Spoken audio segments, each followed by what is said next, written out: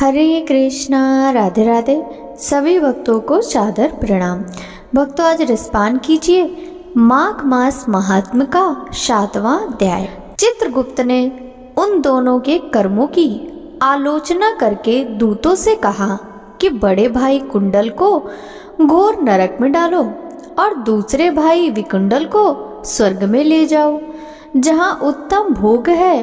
तब एक दूत तो कुंडल को नरक में फेंकने के लिए ले गया और दूसरा दूत बड़ी नम्रता से कहने लगा कि हे विकुंडल, चलो तुम अच्छे कर्मों से स्वर्ग को प्राप्त होकर अनेक प्रकार के भोगों को भोगो।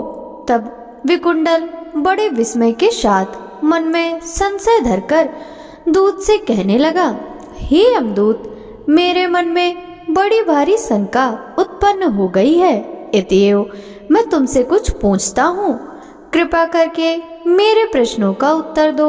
हम दोनों भाई एक ही कुल में उत्पन्न हुए और एक जैसे ही कर्म करते रहे।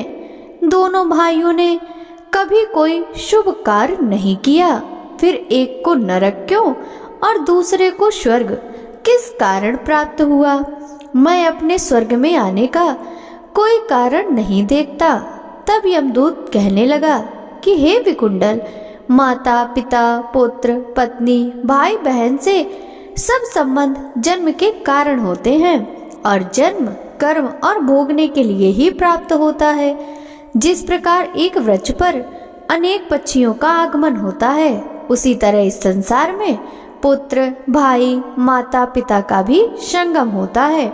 इनमें से जो जैसे जैसे कर्म करता है वैसे ही फल भोगता है। तुम्हारा भाई अपने पाप कर्मों से नरक में गया, तुम अपने पुण्य कर्म के कारण स्वर्ग में जा रहे हो। तब विकुंडल ने आश्चर्य से पूछा कि मैंने तो आज जन्म कोई धर्म का कार्य नहीं किया, सदैव पापों में ही लगा रहा। मैं अपने पुण्य के कर्म को नहीं जानता। यदि तो मेरे पुण्य के कर्म को जानते हो तो कृपा करके बताइए। तब देवदूत कहने लगा, मैं सब प्राणियों को भली भांति जानता हूँ, तुम नहीं जानते। सुनो, हरिमित्र का पुत्र सुमित्र नाम का एक ब्राह्मण था, जिसका आश्रम यमुना नदी के दक्षिणोत्तर दिशा में था। उसके साथ जंगल में ही तुम्हारी मित्रता हो गई और उसके साथ तुमने 2 बार माघ मास में श्री यमुना जी में स्नान किया था। पहली बार स्नान करने से तुम्हारे सब पाप नष्ट हो गए और दूसरी बार स्नान करने से तुमको स्वर्ग प्राप्त हुआ। सो हे वैश्वर, तुमने 2 बार माघ में स्नान किया, इसी के पुण्य के फल से तुमको स्वर्ग प्राप्त हुआ और तुम्हारा भाई नरक को प्राप्त हुआ। दत्तात्रेय जी कहने लगे कि इस प्रकार वह भाई के दुखों से अति दुखित होकर नम्रता पूर्वक मीठे वचनों से दूतों से कहने लगा कि हे दूतों, सज्जन पुरुषों के साथ 7 पग चलने से मित्रता हो जाती है और यह कल्याणकारी होती है।